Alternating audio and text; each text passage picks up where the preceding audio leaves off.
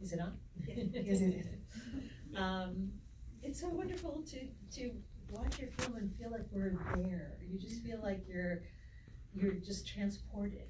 And I loved that your last film, Summer of 1993, we saw the world through the eyes of a child, and here we see the world through many different eyes. Yes. What was your thinking about sort of all the different, there was so much going on, there was a lot of points of view. Yeah, this was like the big challenge of the film, to try to make this ensemble piece where everyone had like their point of view and their voice in the family. But like the natural choice would have been to tell the story from Kimet's point of view, who is the farmer.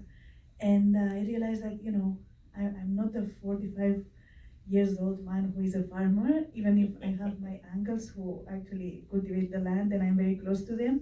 It was a point of view that I felt I couldn't tell properly, but I'm part of a big family. And I always had this wish of, trying to tell a story, like expressing cinematically what it means to be part of a big family, and how, like the emotions of a character can influence the other character's emotion, and then everyone is angry and they don't know even why, So I had this wish to actually, tell what it means to have a family crisis from everyone's point of view. Yeah, and you captured that so well. Kind of all the activity going on with the family. Now, your family did grow peaches, right? Yes. Yes, my uncles grow peaches in this village, which is called Alcaraz. And actually, what happened is that because I didn't grow up there, I grew up in the village that my first film portrays, Summer 1993. So this is my mom's village, and I go there every Christmas, every summer holidays, and when I was writing my first film, my grandfather died, and I thought for the first time what would happen if these trees that we almost took for granted because it's a place that we share, that it's always there, what would happen if one day this place disappeared, no? Mm-hmm. And then I realized that this is actually happening to many families, because this way of doing agriculture in a small family group is not longer sustainable as it used to be. It's harder and harder to live out of it if you have like a small family business, no? Right.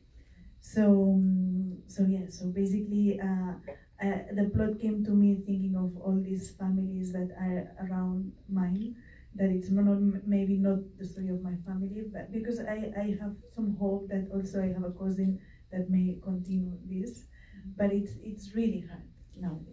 Yeah, I think it's a worldwide thing, because I know in our country too, small farms are, people lose their farms and bigger business takes them over.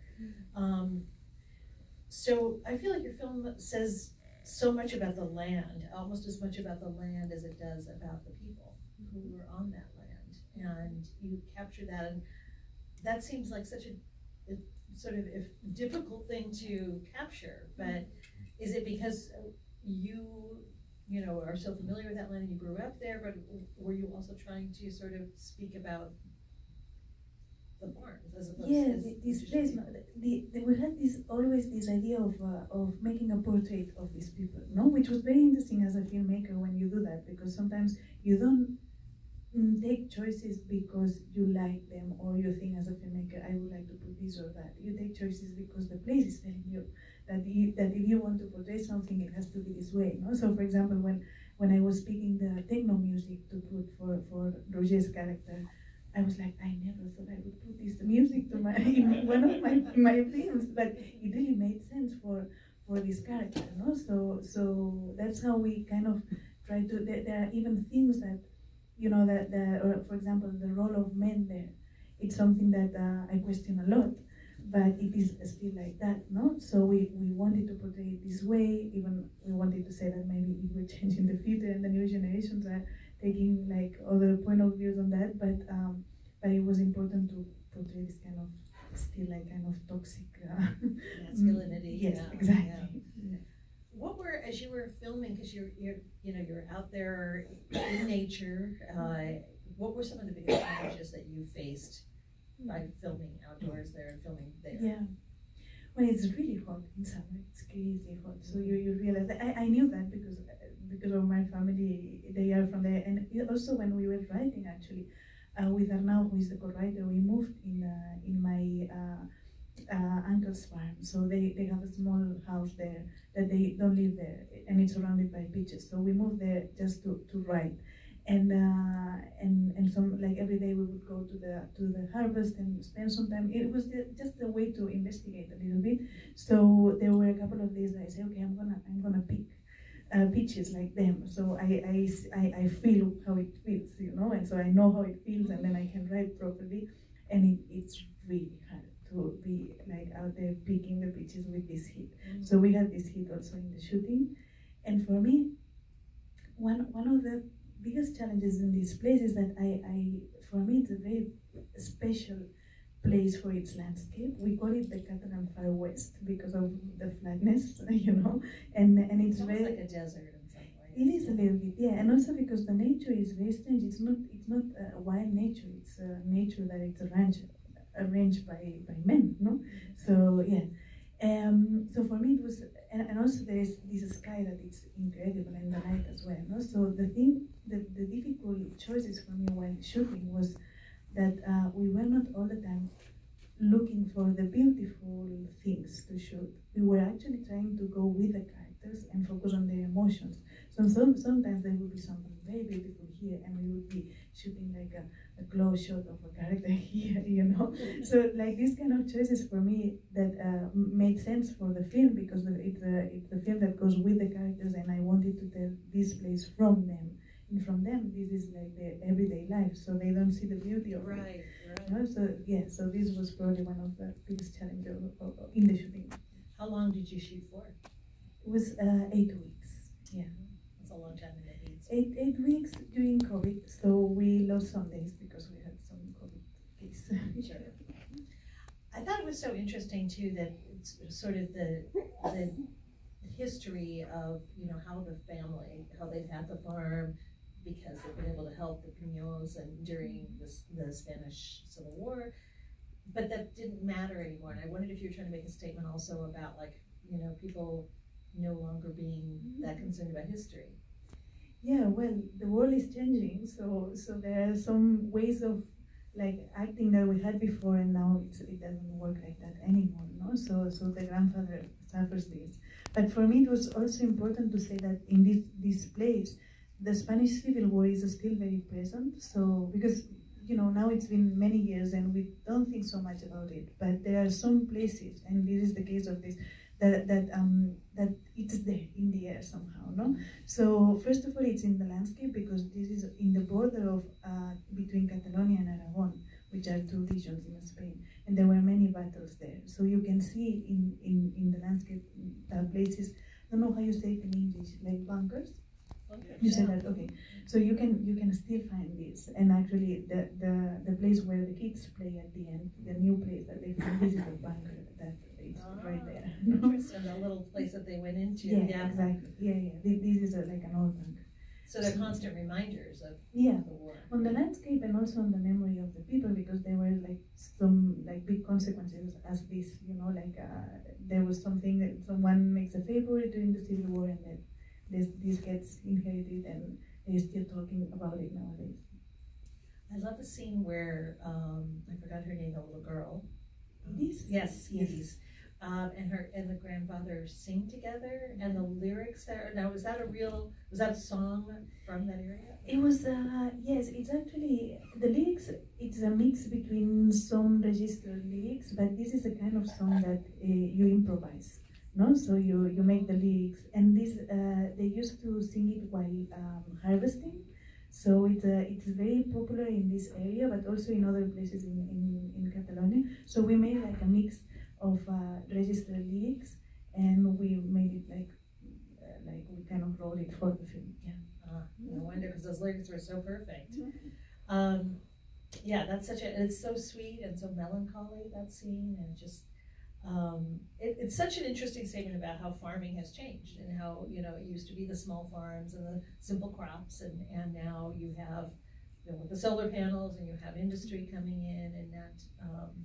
Yeah, for us it was very important to, I'm not against green energy at all. We need that. Right. The world needs that. So it was very interesting to to sell it like as a dilemma, no? So these people want to farm, but then the owner wants to put solar panels. Is it something that, why not? No, we need that.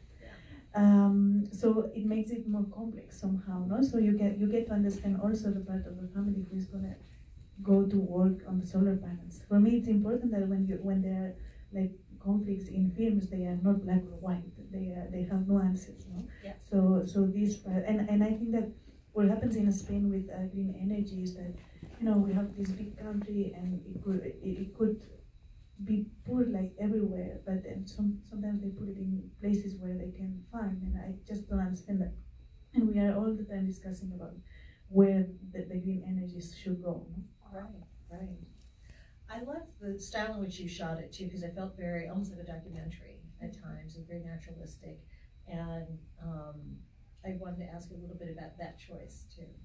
Yeah, I mean, for me, it's like I really like when you watch a film and it looks like everything is happening by chance in front of the camera, but there is nothing that happens by chance in front of the camera because it's a film at the end. Right. So I like this feeling of, you know, like the camera being one more member of the family, and also because we were working with non-professional actors, it was important to have a camera that can adapt a little bit to them, so we don't have to put marks and tell them you stand here or here or there. It's more like they can move a little bit free, and obviously we had to kind of choreograph some little things, but I like when the camera just goes with them so they can feel free, no? So this was also a choice that for me it makes sense for the feeling we're looking for and for this sense of realism that I'm looking for, but it also makes sense for the work with the actors. Let's talk about those actors, the non-professional actors. How many were non-professional? How many were professional actors? Just one is professional. She's the one that it's called Gloria, the one who lives in Barcelona, and she's in real life my sister. Yes, and she actually was part of the casting crew, so she was also looking for the people. And the rest, they are people from the area. So it took us about a year to find them. We saw like 9,000 people. It was crazy. Luckily, we started this casting before pandemic, so we could go to places with many people without masks, which was important. And we went to like village festivities, schools, high schools, bars, restaurants, the street, you know. And then we invited them to come to the casting, and because it's an area that nobody should like never, they were very excited, no, and they really wanted to come and participate, and the character that was more difficult was the Guime, the farmer, because when we asked the farmers, they were like, you shoot this in summer, so I'm not gonna come because I have a harvest to do, so I don't want to hear anything about films. Yeah, so we ended up finding this character in a demonstration, like the one in the film. So yeah, this was like the paradise of Guime. Yeah. So you just saw him. How did you find him in the demonstration? Well, we invited a lot of them to come to the casting. Some of them we had seen them already, so we approached this one and tell him to come, and he said no, I have other things to do. So we insisted a lot, and actually there was the father of the girl who was like taking care of the casting, and he was also a farmer, so he was the one convincing him, like, yeah, just go. If you make a film, you will get how do you say it in English, like immortalized. Like immortalized. Yeah. Yes. So you just go, you try, and then he came, and then we told him that we really like him, and he was not sure about making that. So because he was really afraid of, you know, like, I don't know how to say it, but he was afraid of like making people laugh, or that people in his village would laugh at him. I don't know. Make fun of him. Yes, yeah, exactly. Yeah. So at the end, it was his wife who said, "You go and do that, or you'll sleep on the couch." So, so because the wife was really excited, like she understood that it was an interesting thing to do.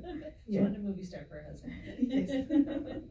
That's so interesting. So I was thinking about Pau and Pear. Did they show up in those matching shirts every time, or how did that come? Were they twins? They were twins. but they dress differently actually, and also the hair is different. So they like their mom really wants them to be different, and I wanted the other thing in the film. So yeah, but they were okay of just playing it for the film. They no wonder they felt so natural. I was like, and they were so young, and Edith was so young. So how did you encourage them? Did they actually have lines, or did you say, this is what I want you to be doing in the scene? Well, what we did with all the actors actually was just to, because they didn't know each other and they had to pretend to be a family. So for me, it was very important that whenever we got into the shooting, they would feel they were a family. So we spent a lot of time together. And I rented a house in a place very near to Alcaraz, which was like convenient for all of them coming from different villages. And they would come every afternoon, every weekend for like 3-4 months actually, in this house. This house wasn't not surrounded by beaches, it was surrounded by pear trees. But it was like a similar situation than the one in the film. So we spent a lot of time together and we improvised moments that could have happened before the story of Alcaraz. No? So for example, with the kids, we spent a lot of time building like a cabin and like making it cozy for them, so it would be like their place of playing, basically. A little den. Yeah, exactly. So they would understand what happens in the film when they take the car for them. No? And we also did other things like we in our games, the owner of the land, who was the grandfather's friend, died. No, so his son inherited the land, and we worked on all that, and the fact that they had to go to court to fight for their land. So everything that could have happened before, and it was a way to kind of build like some shared memories, so they would be prepared whenever we actually. And then after 3 months of this, we read the script just once. But I didn't want them to learn the lines, and the kids. They were there in the reading of the script, but for me it's important that they don't learn it by heart. That there is always some room for improvising or for them to say things the way they would say it. No? Yeah. Natural and spontaneous. Yeah, exactly. So interesting. That's such an interesting way to work. That seems challenging right there. Yeah, but it's beautiful because, you know, like right now they are still a family actually, because they call each other mom and dad. It's very strange. Yes.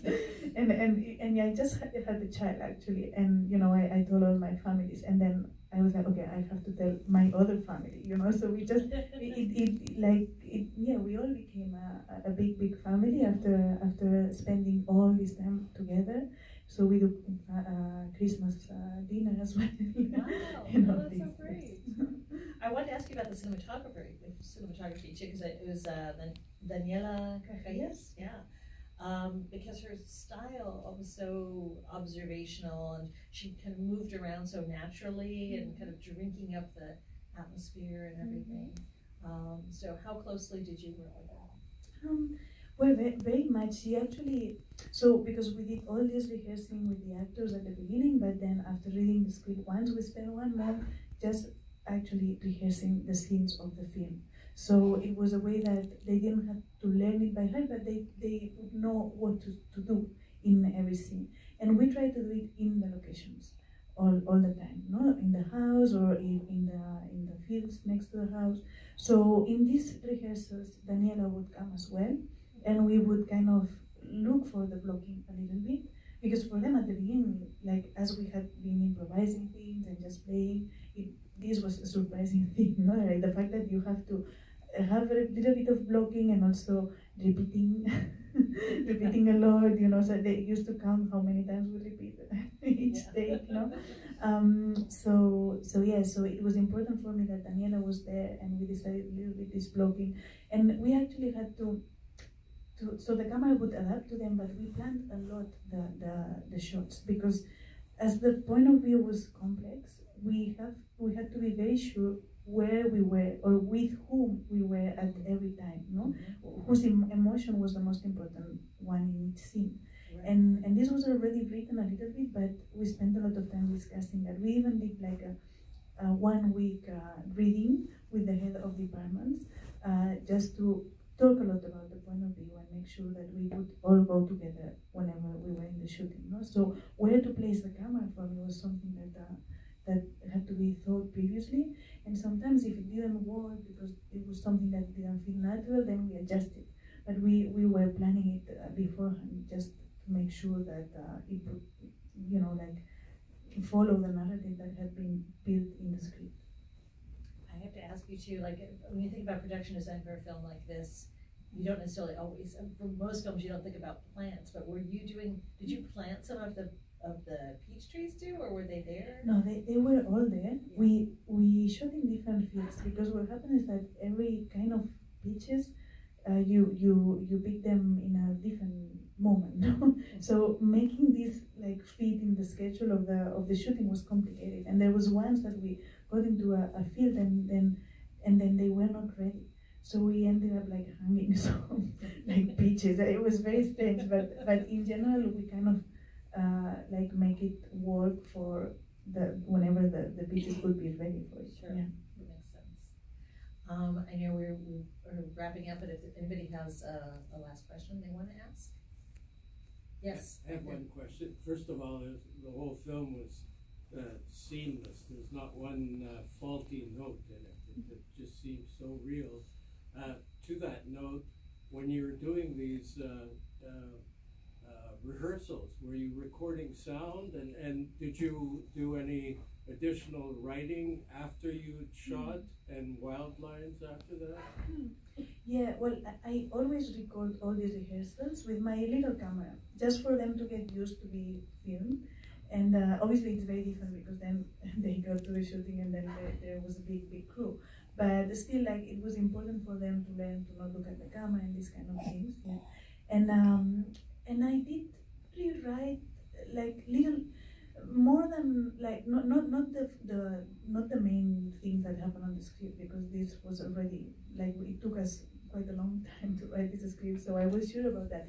But there were some things that I changed that comes more to dialogue, because they all were really creative on their dialogue while they were improvising, and sometimes it was just so much better than whatever we wrote. So I adjust some of the dialogue to them. And then also while shooting, there are some scenes that there is a little bit of improvisation from them too. So they knew what they had to say, but then, for example, when they are eating in this big meal, when they are eating the snails, we would start by a little bit of improvisation, and then they would run the scene, and then I would cut later. So we had a little bit of things that could just come up while they talking. So I did this a lot of times. Just start shooting a little bit earlier and cutting a little bit later. So you have the scene what you need in the middle, but then you can use some improvisation also. Yeah. And one camera? One camera, yeah. Yes, that was a challenge too. Well, that's a good question. Thank you so much, Carla Simón. Thank you. And thank you for your wonderful film. Thanks.